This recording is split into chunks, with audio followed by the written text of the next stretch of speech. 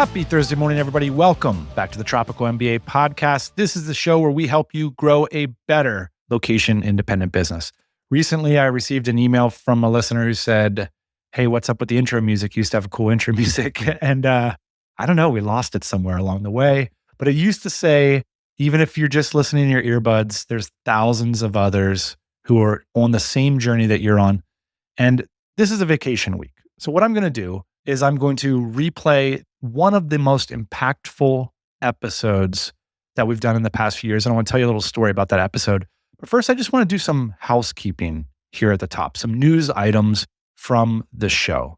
So this thousands of other listeners thing, I think ultimately it's really what we're about is sharing with each other for the sake of helping each other. And that's what I really saw in Mexico recently. It just got me so inspired. Here are founders. They're not getting any benefit other than sharing with each other. They're not getting any monetary benefit, right? They're not getting paid. They're not selling stuff. They're sharing because sharing's valuable, because people that are growing serious businesses, that's those of us listening to this podcast, we do with that stuff. We actually value it. We take action. Our businesses change dramatically. So this got me inspired for sort of the Q3, Q4 direction of the show. I want to invite you listening to this, you growing a serious business, you working hard in the trenches every day, maybe taking a break right now, listening to this podcast. I want to invite you onto this podcast. And here is the prompt. In the past few years, have you implemented a system or a worldview or a perspective that has had interesting or dramatic results in your business? If you've done that, I want to invite you to come on the show, and I guarantee you it will inspire so many founders to make positive change in their business. It's a cool process.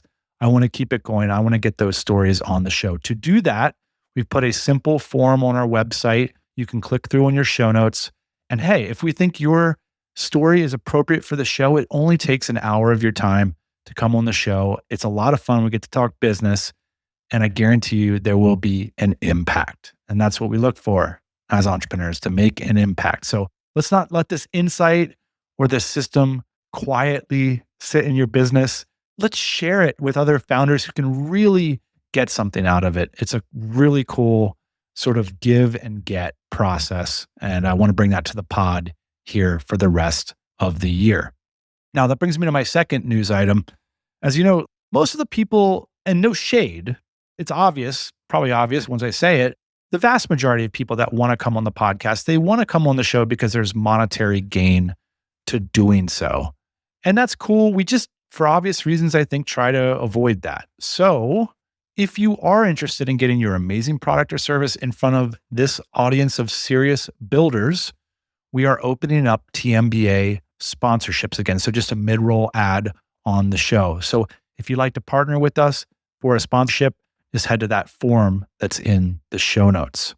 Our third news item is for those of you that are looking to take the next step in your entrepreneurial journey and you're inspired by the stories shared here on the podcast. The best way to do that is by coming to one of our in-person events. It just dramatically accelerates your progress every single time. That's why we keep doing it. That's why people keep coming back. And we're so excited, especially for DCBKK 2025. It's going to be our best one yet, and tickets go on sale June 17th. DCBKK is our biggest event of the year. It's held in Bangkok, Thailand every year, and you have to be an approved Dynamite Circle member to have access to those tickets. So get your application started today if you're an established founder.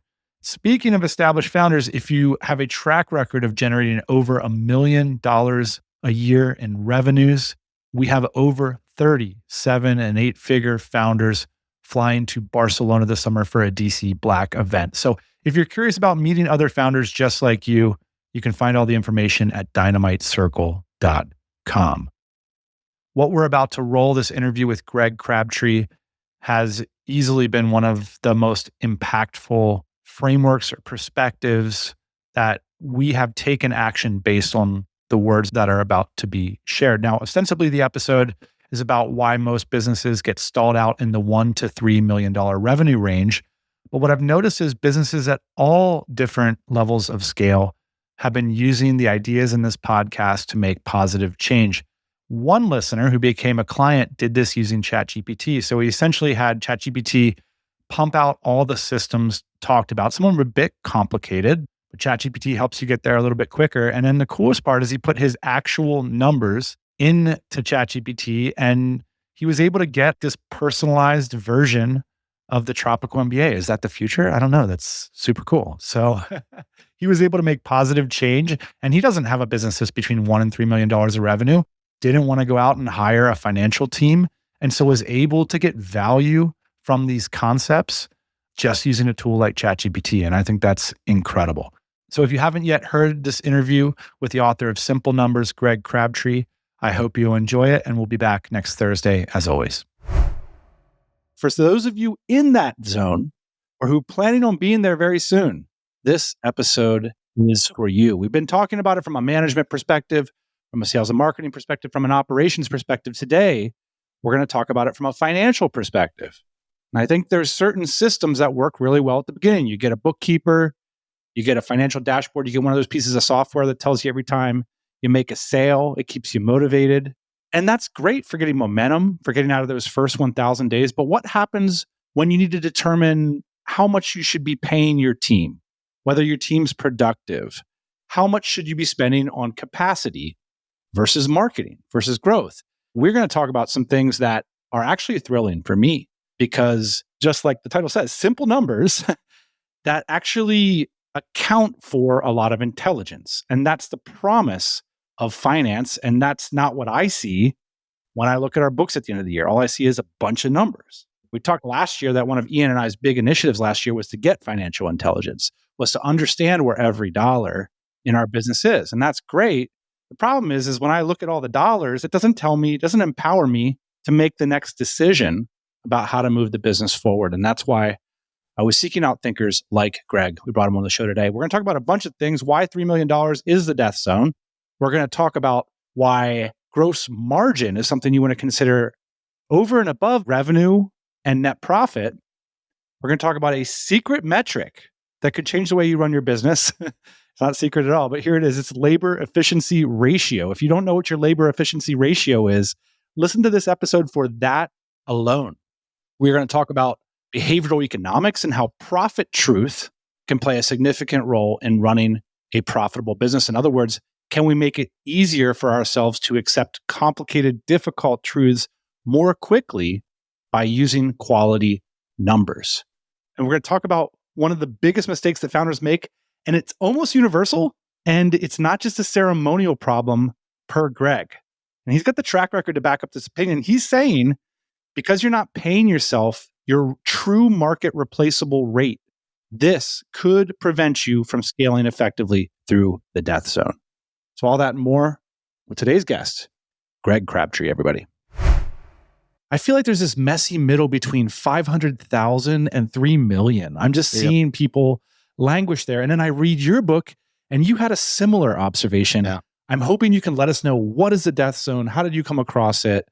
And I want you to just really flesh this out for me because I feel so many of us are right in this moment. Yeah. I mean, so in the original book, I talked about $1 million in revenue to 5 million.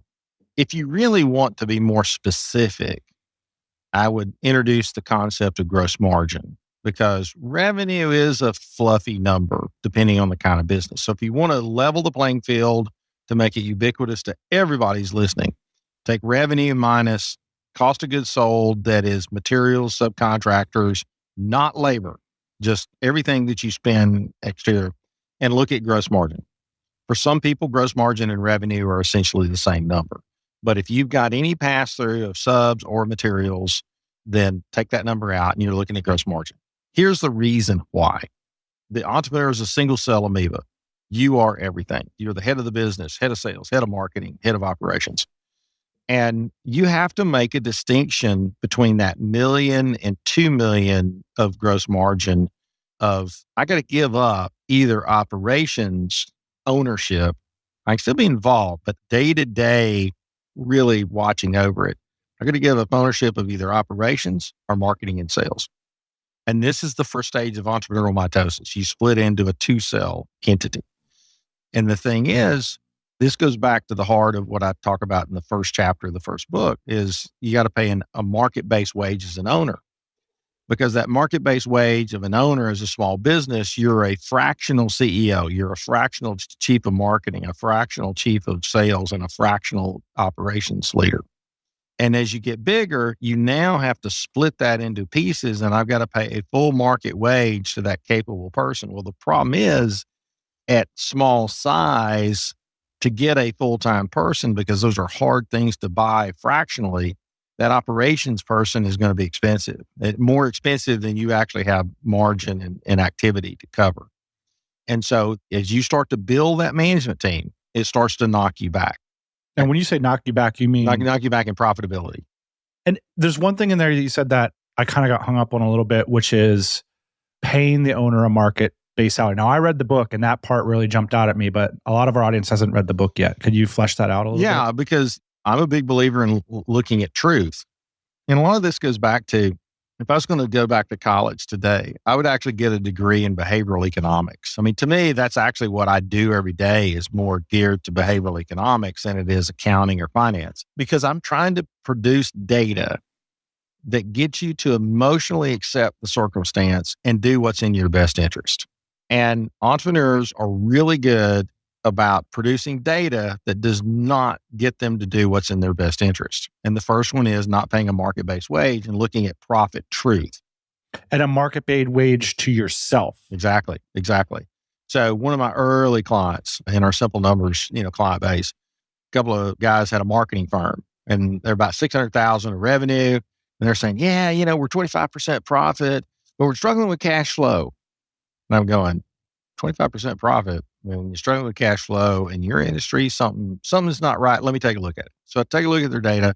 Sure enough, the issue was they weren't taking any salary. They were taking distributions. And so I said, they're both taking $60,000 as a distribution that was essentially a market wage for that small size agency, probably a little low, I mean, I'm quite honest. But if I just reallocated the $60,000 each to them that went to wages, I said, here's your problem. You're not at 25% profit. You're at 4% profit. And you need to be at least 10. And really, you need to be at 15 and above.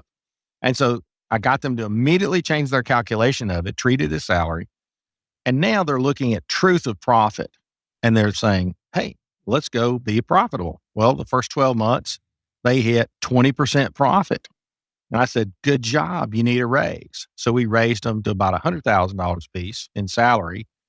And now another year goes by and they hit 20% profit again, making $100,000 a piece. And I said, good job. You need a raise. So we pushed them to $125,000 a piece. They covered their salary and still made 20% profit. And in a 3-year transformation of that business, they grew not only in making an appropriate market wage, but they had more profit because they were looking at truth. And that's key. So I brought this, my CFO loves your book. Mm-hmm. She's a fractional CFO. And I said, hey, Greg has this really interesting concept where we need to be putting our salaries in here. How do we come up with our salaries? Is it based on the replaceable market rate of the function I believe I'm performing in the company? Yeah, if you got run over by a bus today and your family wanted to keep your business going, what would they have to pay somebody to do your job? And it might take 2 people, it might take a half a person. Said, listen, you're not that special. I got news for you. Everybody can be replaced, including me. And it matters. You generally, as the owner of the business, need to be the highest paid employee, unless you have a commissioned salesperson, might be the only argument somebody would be making more. But forget about all that. I mean, if you were not an owner of the business, what would you accept as acceptable compensation for the job that you do with no ownership? And look at it like that, because I'm trying to get you to that motivational number that then we're now looking at true profit. And this is really where the second book gets into more of the capital concepts of things is, yes, I need to teach you how to run a profitable business, but I also need to teach you what fully capitalized looks like. Because the clients who get through shocks of the system and things like COVID and things like interest rate rises and variations in demand. The fully capitalized businesses don't break a sweat. What is the definition of a fully capitalized business? It's a real simple number. It's 2 months of operating expenses in cash with zero drawn on a line of credit. So there's a specific number for every business, and it works. How do you come up with that number? So I took 4 years of client data back in about 2009 when I was doing research for the first book. And I said, I didn't go into it with an idea. I said, what does the data tell me? And the data said, well, I looked at about 50 companies that we had data on that we were working with at the time. And I said, what's the deepest negative cash flow in any month that you'll see over 4-year period? What is that shock to the system that tells me how much cash I should have? And it was never more than 2 months of operating expenses. Interesting. Probably one of the best concepts we've come up with, because instead of a feeling of how much cash I should have, we have a number for every business, and it works. And it's the same for every business. It's 2 months operating cash flow. That's interesting. Yeah. And as long as you have that 2 month number, I've yet to have a client needing 3. Once I get people to have cash, it's crazy. They start lobbying for more cash. And I go, no, you don't need it. That cash isn't active. But up to the 2 months number, it is active. Get it somewhere it can go to work. That's right. You've got idle capital, and that's not good. So at least go make some interest on it somewhere. Yeah. But it's an incredible balancing aspect to, okay, I'm profitable. Well, what did I use the profits for? And I'm properly capitalized so I can deal with shocks to the system. I want to keep hanging out in this death zone a little bit longer. One of the things you mentioned is dreamers, that they're bad clients for you because they're not willing to face the reality that a P&L can represent or that a profit margin can represent. One thing that I think is tough about business is you can kind of get to $500,000 or $1 million in revenue with a dream. Mm-hmm. Oh, yeah. And a lot of this death zone is about transition. You had mentioned like a mitochondrial expansion or amoeba splitting. Yeah.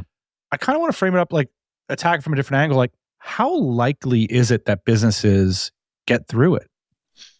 Business is really simple. It takes 3 things to be successful. Number 1, I got to figure out what the market needs. And so dreamers don't always figure out what the market needs. The dreamers are trying to sell the market what they do a lot of times. And so I gravitate to convince me the market needs what you're selling as a product or service. Once I figure that out, secondly, can I be profitable doing it? Because if the market needs it, but there's no way for me to deliver that the cost is too great for the benefit, it's going to fail. And if I get those first 2 things done, third step is really easy. It's called tell everybody about it. And you just repeat that cycle. And the challenge is market need comes in different demand levels. And so is the market need for your product or service, are there enough customers? And can you get enough of market share? And so think of it like this. If you're a fixed location geography business, I can grow my location to 500,000 to 1 million, but I can't get it to 10 million. There's not enough customers. And so every business has to look at that and say, do I want to have a small share of a big market, or do I need a big share of a small market? And those are market dynamics that have existed since the beginning of time. Well, here's where the dreamer and the death zone come together, because when you get to $1 million in revenue and your site's set on 5 or 10, the most, I would say, off the shelf way to get through it is to either spend on capacity or to spend on demand. I would disagree. I read your book and Greg says to me, like a rude awakening, he says, this is a very bad maneuver.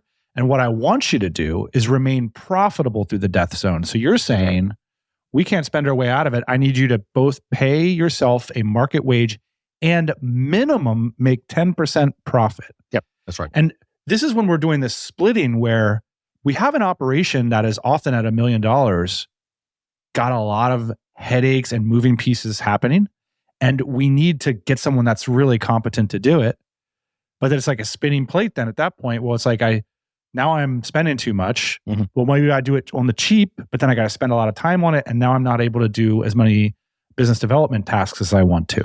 Yeah. And so you have to step back and look at it and say, every business has a different capital profile as well as the profit profile. So think of it like this. Every business will have one of three profiles in capital. I either carry AR and inventory, I carry AR or inventory, or I don't carry AR or inventory either. I get paid as I perform. Those are three dramatically different cash flow profiles because the business that has to carry accounts receivable and inventory through a growth cycle, you better come armed with cash and debt because you've got to put out money before you get paid. And so it becomes the hardest one to scale through that. If I do one of the two, it's a little bit easier depending on do I get any support from my vendors potentially as well. And then the easiest one to scale economically is I don't carry any AR or a inventory. I just got to go execute. Okay, so I want to just insert my perspective here because I've run the first profile, e-commerce. Mm-hmm. Now I run an agency, and a lot of our listeners do. I would say maybe 50%. Mm-hmm. Emotionally, I think this is harder because it's so tempting to want to spend on everything. Whereas in an e-commerce business, it's like, that's my inventory. Here's my debt. Here's my spreadsheets. Yeah. Like, it's truth. Whereas the $80,000 marketing person, that's not truth. I don't know what, I think it's going to work, you know? Yeah. So part of it is your belief is that marketing is going to carry you through that growth. And it does. It's an absolute 100% necessary cost. However, what we don't do with marketing a very good job of is holding it accountable to being effective. Right now, what we're seeing on almost across the board with our clients is a reassessment of their marketing spend. And some of them are lowering their marketing spend, which I would actually prefer them to probably keep it up unless there's a few markets that are just not open. You can throw all the money at it. You're not going to get any more activity. But the ones that have responsiveness, you need to be spending, but you need to change and make sure that what you're spending on is actually working. But that's a maintenance cost. I mean, every business, that's not a surge. And so what we find is very, very few businesses can accept an influx of capital to go aggressively move forward. It sounds like a wonderful idea. It just does not work in reality. Why is that? Well, think of it like this. You've probably heard the software, concept of you got a team of 5 developers. Adding 3 more developers does not make the software project move faster. It actually slows it down because you got too many people cooking that outcome. And a lot of times, and you see this wasted in Silicon Valley startups and those things, the startups struggle to spend the money. They've raised a bunch of money, sounded great. A lot of that spend isn't ready to be spent and be effective, but yet they spend it because they feel obligated to. And I had a client that I worked with from startup till exit that did it the perfect way. I don't do this by trade, but I accidentally introduced them to some people that were their beginning capital raise, and they never spent the capital raise. They were profitable from the first day and sold for $28 million in 10 years. And they were profitable from the first day in business. And we kept looking at refining how their initial thought was they were going to burn some cash as they grew, but they kept looking for ways to not burn cash as they grew. And they were able to do it. And it was one of those things that it's like, this really starts to make sense that growth is far more an executional problem than a cash problem. Now, there's some growth that does take cash. I'm not saying it doesn't, but I will say in 90% of the cases, I don't need to spend money to grow. I need to be better at executing what I'm currently spending money on to grow because I can only absorb so much growth activity. One of my best examples of someone that languished in the black hole longer than they wanted to, we had a marketing firm that struggled. They just sat there at that 3 million mark. And I will tell you, once you're at 2.5 million, you got to decide. If I'm going to go through the black hole and get the deepest, darkest moment of the black holes at 3 million, I got to get through 3 million and get to 4. And then once it gets to 4, it starts to clear. And then almost every time, if I get to 4, I can get to 5. That's actually not as hard of a problem. And it's because I got to hire people and do things differently at 3 million And I've got one of two techniques to do it. I either stretch the hell out of everybody and run as fast as I can to get through 3 million. And then I start incrementally adjusting my support structure in the business as I crest 3 million and move to 4. Or I have built up some reserves. I'm well capitalized and I'm ready to grow. And I intentionally push profit down to say 5% instead of 10 to get through the 3 million. But as soon as I'm through the 3 million, I'm holding that cost constant to make sure that it gets to 4 million in revenue with no more added cost. And this is the error that everybody makes. They start incrementally adding cost as they grow, and they never retain that correct profit rate. And all you have is a $5 million business that's making less than you were making at 2.5. We've been putting out the word that remote first recruiting is helping you hire in Latin America. Here's 2 success stories. The first from a founder who had a $2,000 a month budget. We found him 3 interviews in the first week. He had a hard time deciding which one to go with. One of them had a PhD. They all had relevant experience and incredible English skills. The thing he said to me, and he almost said it like sheepishly, like, these candidates are actually better than the candidates I was looking at in America previously. How about that? We recently helped a company hire in Argentina for just $25,000 a year, and we did it in 14 days. That is a client-facing, experienced English speaker. So if you're interested in getting started hiring in Latin America, just schedule a 15-minute call with our lead recruiter, Greg Valentine. He can get you started then and there. So you're just one 15-minute call away from your next great team member. Check them out over at remotefirstrecruiting.com. I want to ask you more about the 3 million number. I am so fascinated by people like you who have seen a lot of anecdotal stories plus data and then put a number to something in the universe.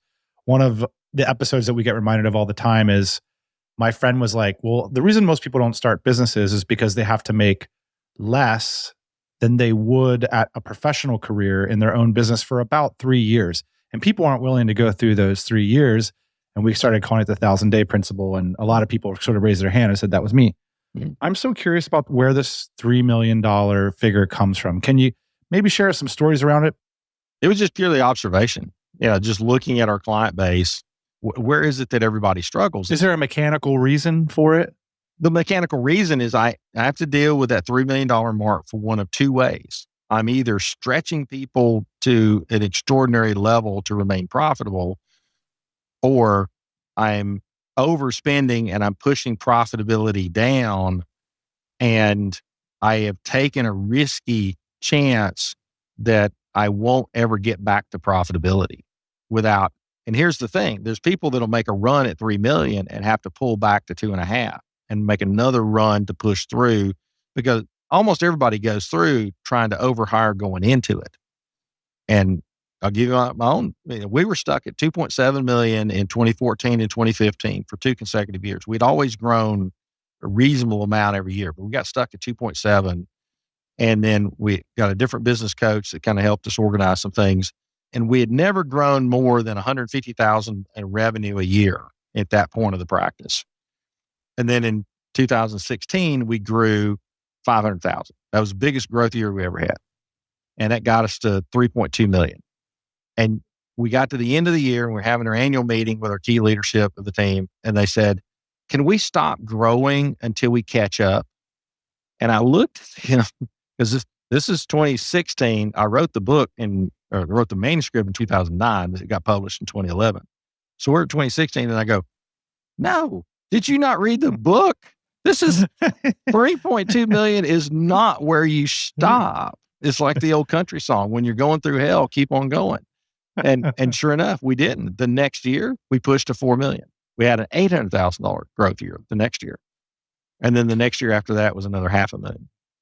Greg, why is it worth it to go through this zone? Well, the worth of it is when you've got an idea, you see other patterns of businesses that have been successful at that size. And so like if you take the marketing agency world, we have quite a few clients in that realm. The vast majority of marketing agencies are 2 million and less because it's tough for them to build an effective operating structure that would get them through the 3 million and to the 4 and 5 million. Agencies just struggle once they get that large. But the ones that do, they're able to handle the bigger clients, bigger projects, but they also have some inherent issues that it's hard for them to stay there. But you can be profitable. And so other businesses are very similar, in that you're either accounting firms, great example. The average accounting firm is $1 million in revenue. And it's like the ones that get above $1 million are few and far between. And so when you need professional management is when that becomes a significant cost. And the owner of the business has to make a directional decision. Am I going to be direct labor or am I going to be management labor? And in smaller businesses that are like the professions, you're better off as a billable professional to be direct labor, hire somebody else. The only management I provide to our office is more probably equivalent to board of director guidance. I'm really more focused in a functional role as marketing and direct client service. Those are two things I'm more interested in doing. But there again, that's also where my highest best value is. And when you take on a role, you want the big paycheck, but you're taking on a job that doesn't carry that paycheck. And so which job do you want? Because you can pick any job in the business you want, but the market picks your pay. Is it significantly easier to manage a marketing agency that's past $5 million than that's at 1 or 2? Yes. Why? Assuming that, you're able to have consistent demand, you have more flexibility in terms of staff scheduling, skills, capability. Yes, there's more things to manage, but there again, my clients who have gotten through that, they finally committed to the management piece that goes beyond the creative people in the market. And essentially, in a marketing agency, there's really a triumvirate of leadership. I need somebody to manage administration. I need somebody to focus on sales, and I need somebody to manage the creatives. And those three are the kind of the delicate dance between all three roles. And they have to get along together and understand each other and know that it's the cooperation of all three that makes it successful. I think what's so interesting about this concept, and I'm just seeing it time and time again, it seems true. And there's a lot of different disciplines that point to it. So you're pointing at it with a financial lens. A lot of business coaches say, this is the moment where you need to go from player to coach. And a lot of founders just aren't capable of making that change. And it feels like reading your book is like kind of a lens into the reality of what the player to coach transition can look like. So what they're teaching is like, to pull a football analogy, it's like, well, if you're going to run the air raid offense, this is what you need to do. Well, that's just one way of running an offense. Business has different plays, and I can win with any of those plays. We have clients that have won economically with the founder and owner being direct labor and hiring somebody else to manage the practice. We've had owners that wanted to be focused on operations and hired successful sales. Although I will tell you, that is probably the hardest thing to pull off, is for a founder to not own the sales and marketing function. Why? There's just nobody that can sell it like you can, especially up to that 5 million stage. Now, once you get to the professional sales and beyond there, okay, that's different. But when you're in that, I'd say even 10 million and under phase, when the owner gravitates to operations and tries to hire sales talent, you become stuck because people have to pay attention to the current market's conditions. We're in a time like no other in the U.S. economy, and really even the world economy. We're over a demographic shift. World population is stalling to probably really, in real terms, declining. And so economic output is going to fall. It's just physics. I got news for you. It's just the way it works. And so a lot of what people now are counting as gains is really just price increases, and Fed's significantly undercounting inflation. And I'm okay with that. That keeps interest rates from going up further. Let them live where they're living. But in real terms, this is a time like none other. And in the past 20 years, I call that the participation trophy economy. It was one of the hottest, greatest growth times we've ever had. And people who patted themselves on their back with sales success, no, it wasn't sales success. It was a gift of the market. And now we're in the street fight economy. To sell, you got to take your fist, go punch your competitor in the mouth and take their customer away from them, because you're not getting your share of market growth. You got to go get market share. And that's two totally different things. And so sales, we've lost a lot of pure sales talent, and the conditions are different. It's almost like in today's world, I mean, I don't accept anybody coming up to my door and wanting to talk to me and try to sell me something. Like, no, go away. I don't answer the phone, and I can certainly filter my email. I mean, so business has become the impenetrable fortress. And so where do I get in front of a potential customer? And that's tricky.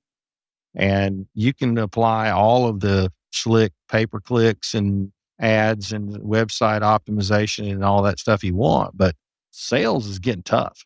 And I think the people who innovate and try to find ways to really, especially more so in the B2B market, more so, but even in the B2C, it's just tough to get in front of that customer. And so I generally like the owner to hold on to sales and marketing ownership. Ownership and doership are two different things, but they've got to be focused on driving that ahead, because nobody has the passion for it like the owner does in most cases. You have a huge track record and huge creative output. I'm wondering if I could ask a challenging question. If for those listeners who haven't yet done the deep dive, done the Crabtree Hajj, what are some of the biggest mistakes that our founders can maybe inoculate themselves against, or that you see potential clients making? Now, you're talking about before they start in business, or they're already in business? Such a common listener of ours would be someone who owns a marketing agency with $600,000 of revenue. Yeah. The first transformation is you got to look at profit truth. So what is the owner's market-based wage? And I got to adjust for that. So now I'm looking at true profit of the business. And if you're not as profitable as you should be, so in a marketing agency, you should make no less than 10% profit is a minimum profit. And you really should make 15 to 20 if you're doing everything right. And this is after your market-based wage, which so many of our founders are doing so many functions in the business. That's right. Now, if you're doing so many functions in the business, here's how you set market wage. Well, how much time do you spend in sales? How much time do you spend in direct billable activity? And how much time do you spend in general business administration? So just focus on those three buckets. What is the market wage for each one of those activities? If you were a full-time person, take the percentage of time you spend in those three functions and multiply it out, and that's what you should make. Now, what you will find is the sales function is probably the highest paid function. The creative is the second highest, and the administrative is the lowest. Guess which one you should delegate first when you have the opportunity? I'm going to guess the lowest cost one. You got it. Why? Because the prime theory is you need everybody, not only just you, everybody in your organization, you want to work to their highest value first and lowest value last. Now, I don't need to delegate administrative duties to someone when I'm not going to trade it for something else of equal or greater value. I need to keep doing it. And so that's one concept. But once I'm looking at economic truth, here's what I tell every one of them. In simple numbers, we have this concept called labor efficiency ratio. And it starts with, for those of you that are challenged with fractions, the numerator is the number on top and the denominator is the number on the bottom. The number on top is gross margin. So one common things in agencies is you have revenue, but you have subs that you sub some things out. So you got to net those out of your revenue to get to gross margin, because that's revenue you gave away to somebody outside your business. Yes, you had the billing face to the customer, but you gave up profit for what that person is going to do. And that's not a bad concept, because it's flex. It allows you to do things and not have to carry that skill set all the time unless it's billable. So you're looking at gross margin. Now, so tomorrow is going to be March 1st. Tomorrow is going to be the first day of the next month. How much labor are you going to spend in the coming month? Everybody can get to that number within a really, really close number. And that's you, the owner, as a market-based wage in there too. So you take all y'all labor. What's that number? Take that number times 2. So everybody remember this? 2. 2's the number. I need $2 of gross margin for every dollar of labor that I'm spending, and I'll hit that 15% profit target. Guaranteed. Your operating expenses and, whatever you spend and all the other crap in the business, it's just noise for the most part. Labor expense ratio. Yeah. Labor efficiency ratio. Labor efficiency. Because think of it like this. Labor, every business requires labor, but it requires productive labor. And so labor is the prime input of a business and margin is my output. Good labor input, it produces good margin output. Bad labor input produces nothing. It's just a burden. But there again, we love simple numbers.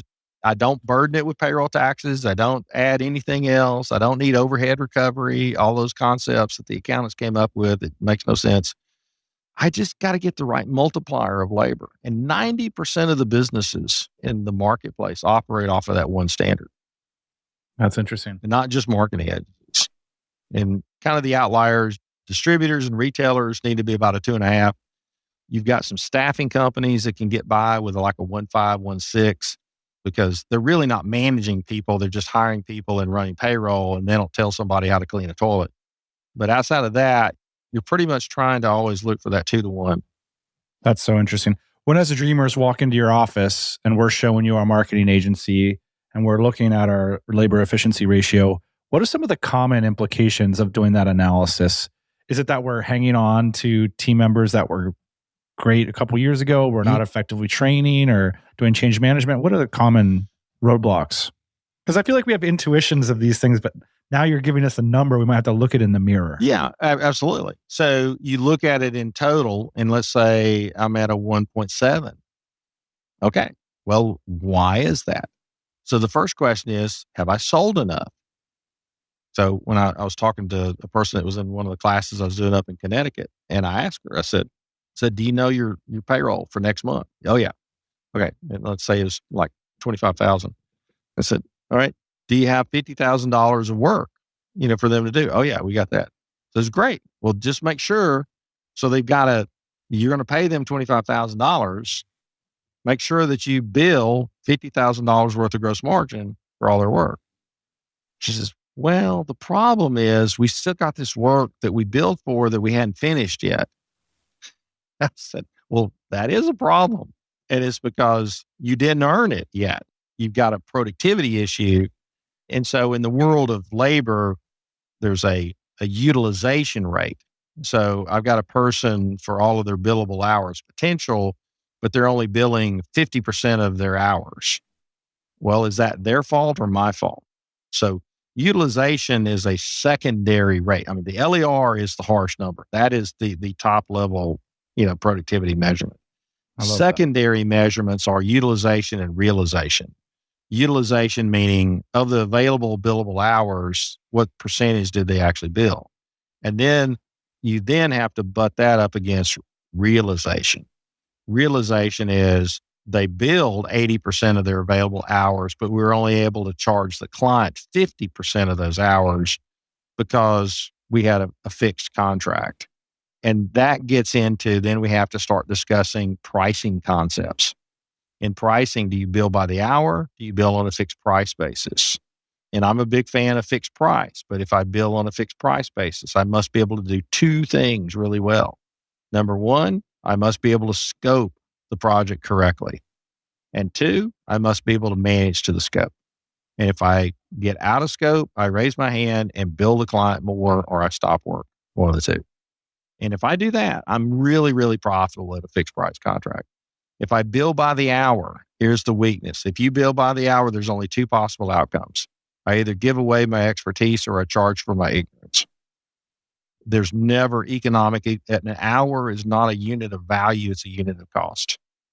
And where things can't be scoped, I accept the fact that billing by the hour may be the only possible alternative, but I don't want to build my practice based on that. I want to build my practice on, I figured out how to do something that, let's say I'm looking at a $100,000 marketing project. 50% of it is stuff we've done over and over again and perfected the way we do it. Well, why would I bill them at my normal rate for something that I've gotten 3 times as fast doing? I need to bill them at the rate of my expertise of knowing how to do that faster than the average person. The part that I don't know how to do, I got to bill them at whatever the hourly rate is. And so often when you're giving away your expertise in hourly billing, when it's something that your unique experience and capability is better than the market, and you're not getting that recovery for it. Greg, a lot of our listeners, and this is the final piece I wanted to ask you about, is we look at terms like controllers, CFOs, fractional this, accounting, bookkeeping, CPAs. You mentioned in an interview you did, like, everyone is not excited about their accountant, which somehow is true. We, as founders, start with a shoebox and receipts. And I think we struggle to build a finance function in the business. And what the guideposts are for building our own understanding and for investing back into knowing something like, should someone be delivering me a report on my labor efficiency ratio? Or should I stick my thumb into the shoebox and just go with my intuition? Because that's honestly where a lot of us are at. Can you help us to, how do we invest in this? I mean, it certainly helps. We'll never run out of something to do every day, because there's people that just want us to give them the number and they respond to it once they buy into it. But I'm just as thrilled when clients, or people that are fans of simple numbers come up to me that I've never done any consulting, or none of our team's done consulting with them, and they follow our processes to a T. There's spreadsheets, there's examples out there, there's the books. I mean, these are simple numbers. I mean, like I said, I try to de-emphasize all of the noise that the profession tries to gum everything up with. So listen, all of my successful clients, they weren't calling their accountant to figure out how to be profitable. They had figured out what are the key handful of numbers that I need to follow. And certainly everybody has that range of, if I have a stable business, I don't have as much need for data. If I have a dynamic business that's constantly in season, out of season, shocks and spikes and declines, I've got to be a little more dynamic in my measurement and my metrics. But I also worry, people that build complex dashboards and those things start to make people desensitized to the critical data. You're looking at too much information too often. And I always tell people, I said, hey, great if you have a dashboard. I'm just going to hold you accountable to tell me what you're going to do differently because of what you see on there. And if you can't tell me that, you're wasting your time doing a dashboard. I love that. I think we're going to leave it at that. Greg Crabtree, I just want to thank you for taking the time to write these wonderful books and sharing your knowledge with the world. It was a really, not only simple numbers, but it's fun, which is exciting. It just brings us joy when one of my partners was just telling me about a client that was just over the moon, that they were losing $200,000 a year when we took them on a year ago as a client, and they made $1.2 million this year. That's awesome. I mean, that's what gets you out of bed in the morning to go do it, because we're not just cranking through a commodity, adding up debits and credits. I mean, this is life-changing stuff. And I tell you, my purpose is to elevate the entrepreneur. That's just my stated purpose, because the marketplace does not appreciate the risk that we take and the people we employ. And the best number I've gotten recently is about 60% of US GDP are private businesses, not public companies. We are now a private business dominant economy.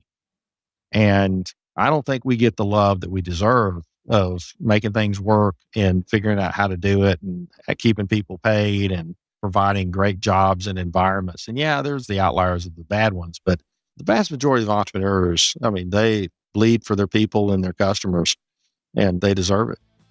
Cheers to that. Greg, thanks for coming by the TMBA podcast. We appreciate it. Thank you. Become a Tropical MBA insider today at tropicalmba.com. It's 100% free. You'll get access to some of our best business building resources, templates on everything from quarterly plans to budgets. We even have monthly giveaways, and you'll get a free copy of our book outlining exactly how you can build a multi-million-dollar exit. All that plus a weekly email from yours truly. Join the fun over at tropicalmba.com. Yeah, buddy.